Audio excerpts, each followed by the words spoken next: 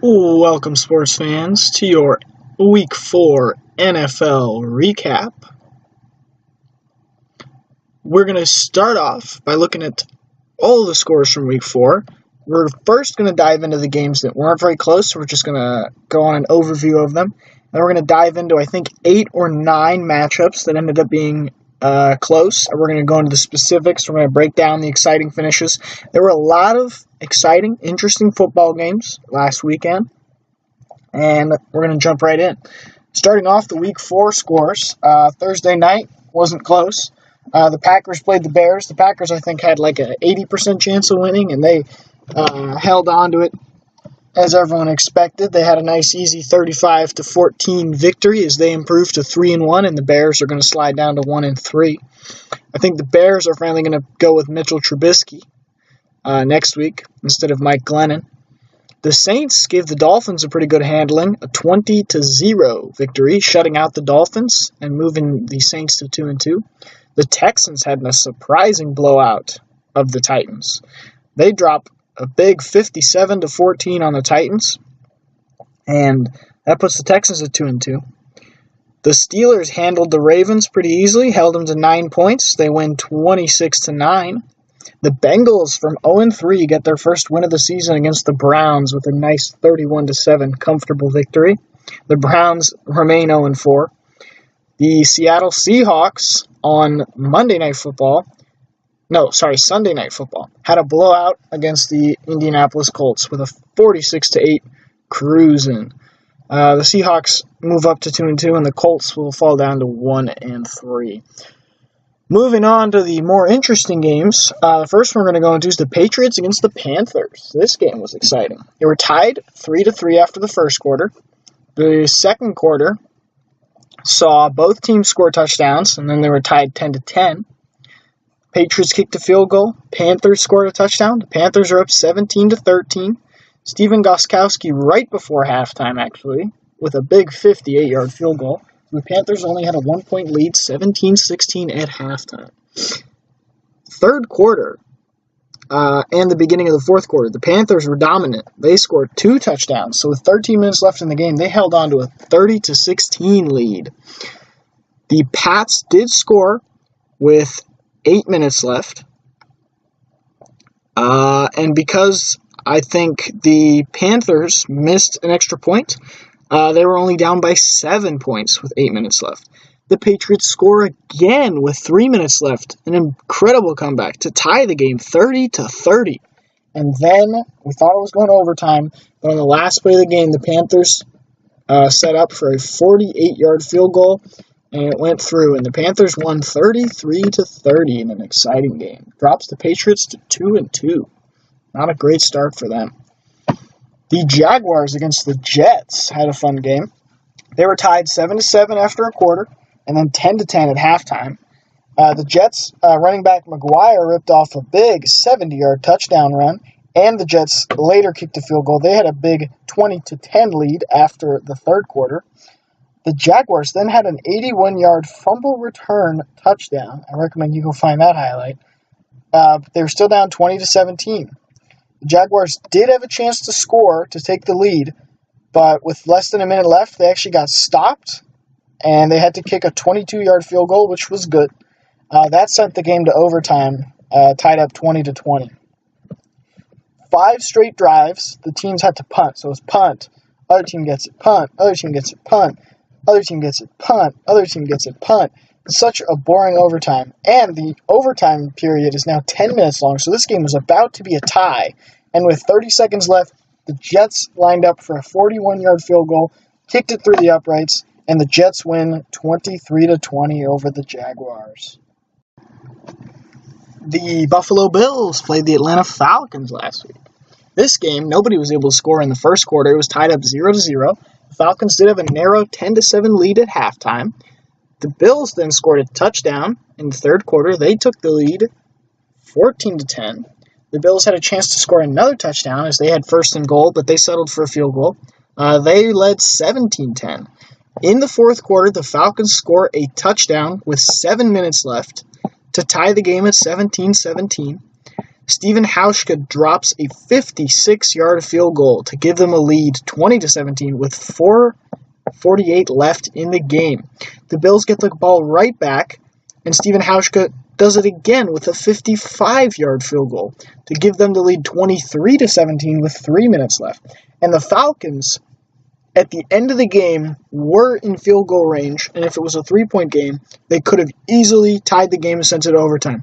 But because the Bills kicked back-to-back field goals, they had to score a touchdown. And 10 yards away from the end zone, on 4th and 1, the Falcons got stopped, and the Bills took the win 23-17. The Philadelphia Eagles played against the Los Angeles Chargers. The Eagles got off to a good start, leading 10-0 after the first quarter. The Eagles in the second quarter kicked 2 field goals. The Chargers had a big 75-yard touchdown, and they had their own field goals. The Eagles only held a 16-10 lead at halftime, and they knocked up another field goal to make it 19-10 after 3 quarters. The Chargers running back Eckler had a 35-yard touchdown run, but they were still down 19-17. The Eagles then punched a touchdown in with 9 minutes left in the game. They led 26-17. The Chargers responded with 6:48 left, scoring their own touchdown. As they were only down 2 points, they could have kicked a field goal to win, down 26-24. The Eagles get the ball with 6.5 minutes left, and they actually hold the ball for the rest of the game. Usually teams do a 3 and out, or they have maybe get 1 first down, but they immediately send the ball back. The Eagles miraculously hold on to the ball for the entirety of the rest of the game and hold on to a 26-24 win for the Philadelphia Eagles. Speaking of Los Angeles, the other LA team, the Los Angeles Rams, played against the Dallas Cowboys. That game was tied 3-3 after the first quarter. The Cowboys scored a touchdown to lead 10-3. Greg Zuerlein kicked a field goal. They were still down 10-6. The Cowboys punched in another touchdown, and then the Rams responded with a touchdown. 17-3. The Cowboys were in the lead. Then the Cowboys dropped in their 3rd touchdown of the second quarter. They had a big second quarter. The Rams kicked a field goal after that, and the Cowboys led 24-16 at half. So it was already a high-scoring first half. The Rams played the third quarter well. They kick a field goal, and on their next drive, they score a touchdown. So they actually get into the lead. They are up 26-24. The Rams then have a field goal, and they kick another field goal with 10 minutes left in the game to have the 32-24 lead. All of their field goals have narrowly put them up 8 points. So the Cowboys would have to score and get a 2-point conversion. The Cowboys do score. They go for the 2-point conversion to tie the game. They succeed, and then they have to try again because of a penalty. They fail, and then they have to try again because of a penalty. And then on their 3rd 2-point conversion, they can't do it again. They're still down 32-30. The Rams do kick a field goal to pad their lead and make it 35-30. And then they hold on to win the game 35-30 for the Los Angeles Rams.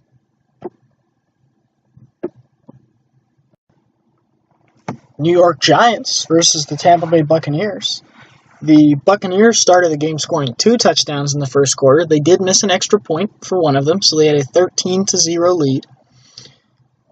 The New York Giants scored a touchdown, and then both teams kicked some field goals, and the Buccaneers had a 16-10 lead at halftime. New York Giants scored a touchdown in the third quarter, and they led 17-16 after the third quarter. The Buccaneers then score a touchdown with 7:49 left in the game. They take the lead. They try to go for 2 to make it a 7-point lead, and they miss the 2-point conversion. So they only lead 22-17. The Giants score a touchdown with 3:22 left, and they want to make a 2-point conversion so they can have a 3-point lead instead of a 1. And they miss it. So they only lead by 1 point, 23-22. And the Bucs had an opportunity to kick a field goal to win the game. On the last play of the game, they were able to set themselves up for a 34-yard field goal. And that 34-yard field goal was good. And the Buccaneers got the victory 25-23. The San Francisco 49ers and the Arizona Cardinals played a fantastic game. Fantastic, meaning that it was all field goals until the end. It's crazy. Let's get right into it. Robbie Gould kicks a 49-yard field goal. The Niners have a 3-0 lead after the first quarter. Both teams kick some more field goals, and it turns out they're tied 6-6 at halftime. Both teams kick a field goal to start off the third quarter. They're tied 9-9. Robbie Gould kicks another field goal. The Niners have a 12-9 lead after 3 quarters. The Cardinals kick a field goal with 7:46 left in the game to tie the game at 12-12. The game, nobody can score for the last 7.5 minutes. The game goes to overtime at 12-12. The Niners take an incredibly long first drive, and with 2:28 left, they settle for a field goal. So the Cardinals can have a field goal to extend the game, which would probably make it a tie, or they can score a touchdown. And the Cardinals, with 38 seconds left on the clock, punch in a touchdown, the only touchdown in the entire game, to win 18-15. Fantastic game. The Oakland Raiders and the Denver Broncos. Not a lot of action, but close nonetheless. The Broncos scored 10 points to lead 10-0 in the first quarter. The Raiders responded with a touchdown. They were down 10-7 at half. The Broncos were able to drop a couple more field goals. They led 16-7 after the third quarter. The Raiders then kick a field goal with 5:27 left to make it 16-10. They were in range to win the game, but on the Raiders' next drive, they throw an interception, and the Broncos take a couple knees and hold on to a 16-10 win. The last game that was interesting was on Monday night. The Washington Redskins and the Kansas City Chiefs. First drive of the game, Kirk Cousins threw a 44-yard touchdown pass to Terrell Pryor. Washington had a 10-0 lead after the first quarter. The Chiefs scored a touchdown before halftime, but they were still down 10-7. Alex Smith got a running touchdown, and the Chiefs lead 14-10. The Redskins then score a touchdown, and the Chiefs respond with a field goal. The game is tied 17-17 after the third quarter. With 5 minutes left in the game, the Chiefs kick a field goal to take a 20-17 lead. With 50 seconds left, the Redskins are able to get in field goal range and kick a field goal to tie the game at 20-20. And I thought that was going to overtime, but the Chiefs kick a field goal with just 8 seconds left to take their own lead, 23-20. And on a Hail Mary play, with the Redskins having the ball, they actually fumble, and the Chiefs take the fumble back for a touchdown on the last play of the game to get a 29-20 win on a game that was much closer than 29-20. But the Chiefs get a win in an exciting Monday night game. So, as said earlier, there were a lot of interesting games this weekend. We're going to round up what the divisions look like in a sec, but first we're going to look at the top fantasy performers. And I don't want this to be a video about fantasy football, but looking at the top fantasy performances at every position kind of gives you an idea of who had a great week. You know, who are the standout quarterbacks, running backs, etc. from this week. So we're going to look at the top week 4 top fantasy performers at all of the traditional positions. Starting, of course, with quarterback, there were a few big-time quarterback performances. The most notable one was Deshaun Watson for Houston. The Texans put up a lot of points. Deshaun Watson had 284 yards passing. He threw 4 passing touchdowns. He did have 1 interception, but he also had 24 yards rushing and a rushing touchdown to give him 33.7 fantasy points on the week. Cam Newton came in just behind him. He had 316 yards passing with 3 touchdowns and 1 interception. He also had 44 yards rushing and his 50th career rushing touchdown. Gives him 33 points. Andy Dalton from Cincinnati had a good week. 286 yards in the air with 4 touchdown passes. He had 29 yards running the ball, and he did have 1 fumble. That put him at 28.3 fantasy points. Eli Manning from the New York Giants. 288 passing yards and 2 touchdowns. He also had 22 yards rushing and a touchdown to give him 27.7 fantasy points. Those are the top quarterbacks. Now we're going to look at running backs. Le'Veon Bell from Pittsburgh. He had a big day on the ground. 144 rushing yards, 2 touchdowns, and 42 receiving yards on top of that for a big 34.6 point week. Todd Gurley from the Los Angeles Rams. 121 yards on the ground, 94 receiving yards, as well as a receiving touchdown. All more than 200 yards combined. for 34.5 fantasy points. Ezekiel Elliott from Dallas. He had 85 yards rushing and a rushing touchdown. He had 54 yards receiving and a receiving touchdown for 29.9 points. Lamar Miller comes in just behind him. He had a very similar game. 75 yards rushing for a rushing touchdown and 56 yards receiving with one receiving touchdown. That was 29.1 fantasy points from Lamar Miller. So you've noticed Deshaun Watson and Lamar Miller, both from Houston here.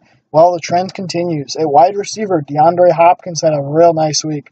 107 receiving yards and a touchdown for 26.7 fantasy points. Devin Funchess from Carolina had 70 receiving yards and 2 touchdowns for 26 fantasy points. Jordy Nelson, 75 receiving yards and 2 touchdowns for 23.5 fantasy points. If you're wondering why he has less than Funchess, that's just because of receptions. He had 4 receptions, and I think Funchess had 7. So receptions just counts towards the points. I just didn't include it here. Michael Thomas from New Orleans. He had 89 receiving yards and a touchdown to give him 22.9 points on the week. Now we're going to look at tight ends. Tyler Kroft from the Bengals had 68 receiving yards and 2 touchdowns for a tight end. Gives him 24.8 points. Travis Kelce, as always, 111 receiving yards and a touchdown for a big 24.4 fantasy point week. Cameron Brate from Tampa Bay. He had 80 receiving yards and a touchdown for a real nice week and 18 points. A.J. Derby from Denver, 75 receiving yards and a touchdown to give him 17.5 points. Now, let's look at the defense and special teams. The Seahawks actually lead the way. They allowed 16 points, but on top of that, they scored 2 touchdowns, either through defense or special teams. They had an interception, a fumble recovery, and 3 sacks to give them a 22-point week. Tied with them at 22, though, is the Texans' defense and special teams. They allowed only 14 points. They got 1 touchdown, 4 interceptions, a fumble recovery, and 2 sacks for a big 22-point week. The Steelers' defense and special teams only allowed 9 points. As well as the 9 points, they got 4 sacks, a fumble recovery, and 2 interceptions for a mighty 15 points. The Saints' defense and special teams had an interception, 4 sacks, and they didn't allow any points. They got a shutout, so that's worth 14 fantasy points for them. Now the last position, we're going to get right into kickers. Greg Zuerlein of the Los Angeles Rams. He went 7 for 7 on field goals, and he kicked 2 extra points. Big week for Zuerlein. He's got 27 points at the kicker spot. 7 for 7. 7 field goals in one game. Jake Elliott. He went 3 for 3 on the 40-yard field goals, and he kicked a 50-plus yard field goal, so he went 4 for 4 on the day, and he was 2 for 2 on extra points for a very nice 19 points for Jake Elliott this week. Robbie Gould from San Francisco. He was part of that big field goal game. He was able to go 5 for 5 on field goals. That gives him 18 fantasy points. And Kaimi Fairbairn, another Houston guy. He was 3 for 3 on field goals. One of them was from 50-plus. But on top of being a big-time field goal kicker, the Houston Texans scored a lot of touchdowns, and he went 6 for 7 on extra points. So being able to kick 6 extra points gave him 18 fantasy points on the week. Those are the top kickers. And now we're just going to do a quick roundup of the top season performers up to this date, as we are about a quarter of the way into the season. We're going to look at the top fantasy for performers. Todd Gurley is number 1. He has 119.6 points. He's a beast. Kareem Hunt had a bit of a quiet week, but big season for him. 112.9 fantasy points. The top quarterback so far is actually Tom Brady. A lot of people thought he'd be falling off, or maybe they'd be running the ball more, but nope, Tom Brady's been a beast fantasy-wise. 97.7 fantasy points.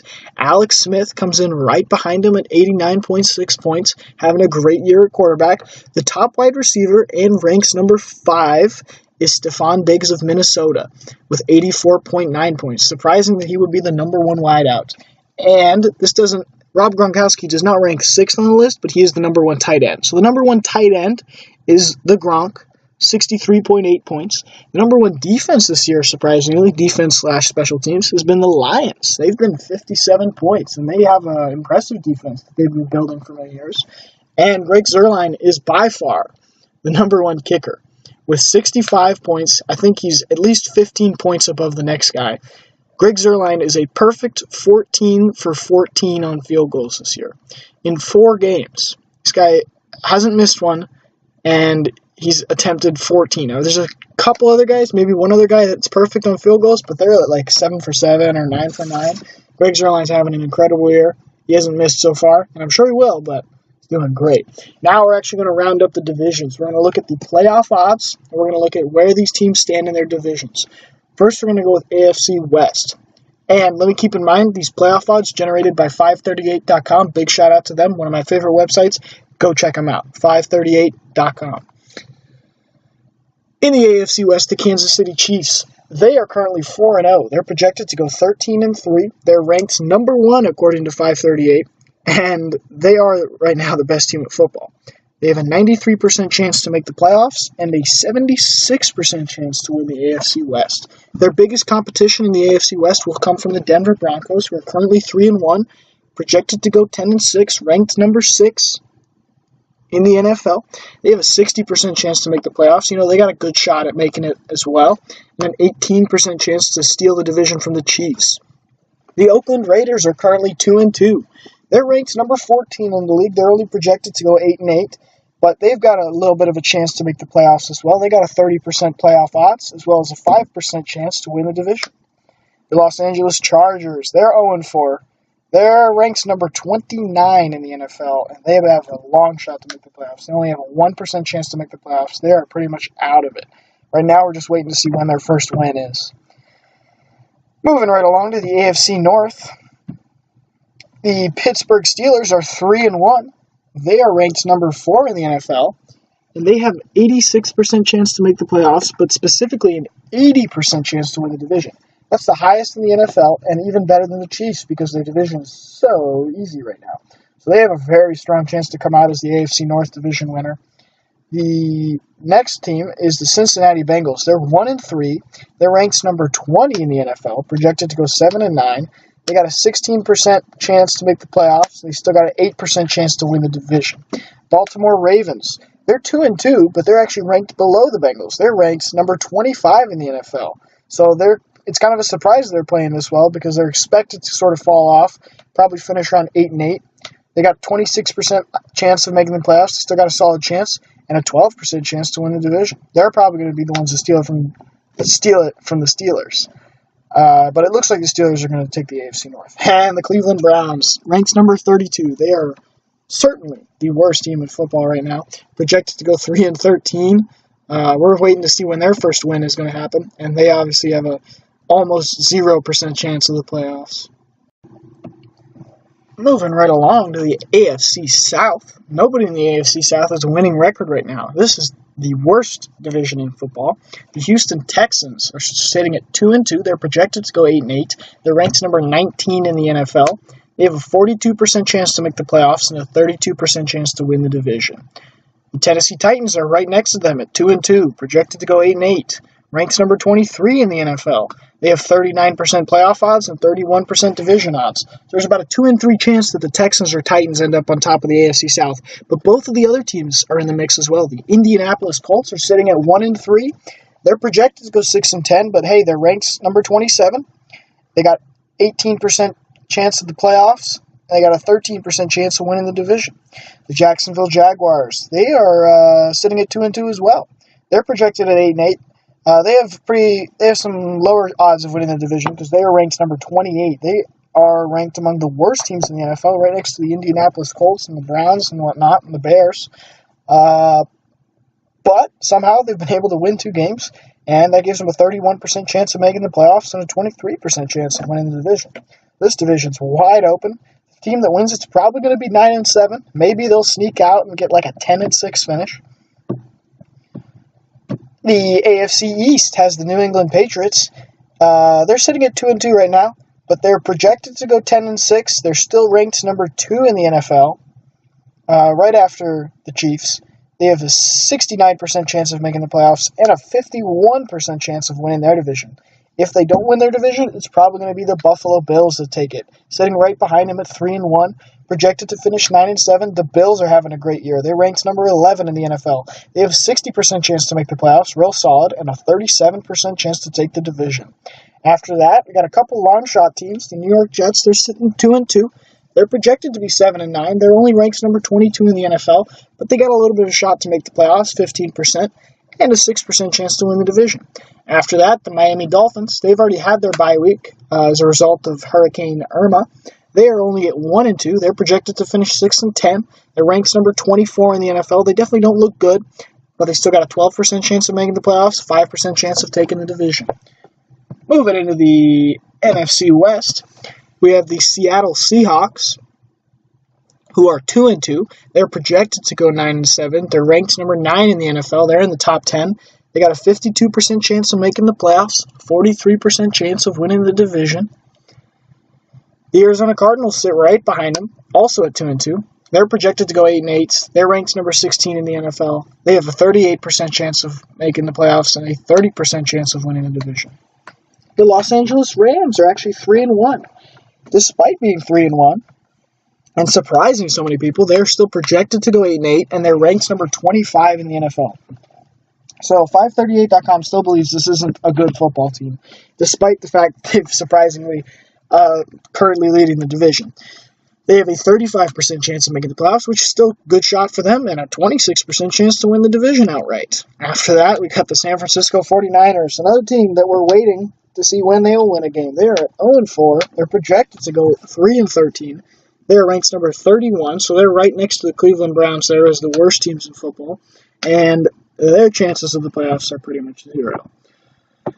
The next division is the NFC North. The Green Bay Packers, 3-1, projected to go 10-6. They're ranked number 5 in the NFL. They got a solid 69% chance to make the playoffs and a 48% chance to win the division. If they don't win the division, probably going to be the Detroit Lions to steal it from them. They're 3-1, projected to go 10-6, ranked number 7 in the NFL. 63% chance to make the playoffs and a solid 39% chance to win the division. Also, lurking right behind them is the Minnesota Vikings. They're 2-2. They're projected to go 8-8, ranked number 18 in the NFL, and they got a 27% chance to make the playoffs and an 11% chance to win the division. At the bottom of this division, the Chicago Bears. They are actually 1-3, so they've got a win under their belt, but they're projected to go 5-11. They're ranked number 30 in the NFL, so only the Niners and the Browns are worse, and they're holding on to a little 3% chance to make the playoffs and a 1% chance to win the division. That's the NFC North. Looking at the NFC South, a lot of big competition in the NFC South. This division has been really bad as of recent years, but now all the teams are turning it around, looking real solid. The Atlanta Falcons are 3-1. They're projected to finish 11-5. They're ranked number 3 in the NFL. They got a 73% chance to make the playoffs. They got a 52% chance to win the division. And right behind them, the New Orleans Saints are 2-2. They're looking like they're going to finish 8-8. They're ranked number 12 in the NFL. They got 34% chance of making the playoffs. They got a 16% chance of winning the division. After that, the Carolina Panthers are 3-1. They're projected to go 9-7. They're ranked number 13 in the NFL. They have a 43% chance of going to the playoffs and a 21% chance of winning the division. And then fourth in the NFC South are the Tampa Bay Buccaneers. And the Buccaneers are currently 2-1. They're looking like a team that's going to go 8-8. They're ranked number 17, right around the middle of the NFL. And they got a solid 22% chance to make the playoffs, as well as an 11% chance to win the division. This NFC South, it looks like the Falcons are going to win, but any of these teams could steal it from the Falcons. And I have a strong hunch that one of the wild card teams will come from the NFC South, because it looks like all of these teams are projected to finish 8-8, and I imagine one of them is going to sort of slide to like 7-9 or 6-10, but I'm pretty sure at least 3 teams in this division are going to get 8 wins. Our last division is the NFC East. The Dallas Cowboys, they are 2-2. They're projected to go 9-7. They're ranked number 8 in the NFL. They're a top 10 team. They have 40% chance to make the playoffs and only a 27% chance to win the division. Right after them are the Philadelphia Eagles, who are 3-1. They're projected to go 10-6. They're actually ranked right at number 10 in the NFL. They have a big 64% chance to win the playoffs and a 52% chance to be the NFC East champions. After that are the Washington Redskins. They are currently 2-2. They're looking good too. They're ranked number 15 in the NFL. They're looking like an 8-8 squad. They are 32% likely to make the playoffs, 18% likely to win the division. So Cowboys, Eagles, and Redskins are really mixing it up. Any of these teams could make the playoffs or win the division, even though it's looking like the Eagles' division to lose right now. The New York Giants, they're 0-4, unfortunately. They're projected to go 5-11. Their rank's only number 21 in the NFL. They're not that bad. They just happen to be 0-4 right now. Unfortunately, this division's kind of tough. So they got a 4% chance to make the playoffs and a 2% chance to win the division. So it's not looking good for the Giants. That is it for the NFL Week 4 recap. Come back and tune in for next week's recap, Week 5. And a lot of the playoff odds, even for the good teams, are 70%, 80%, 60%. So every year there's a team that does super well, even though they started off terrible. Every year there's a team that starts off 4-0, and then they don't make the playoffs, and they finish 8-8. So it's exciting to see what happens there. My computer's about to run out of batteries, so we'll see you next week. This has been your Week 4 recap. Like and subscribe. Don't forget to go forth and spread beauty and light.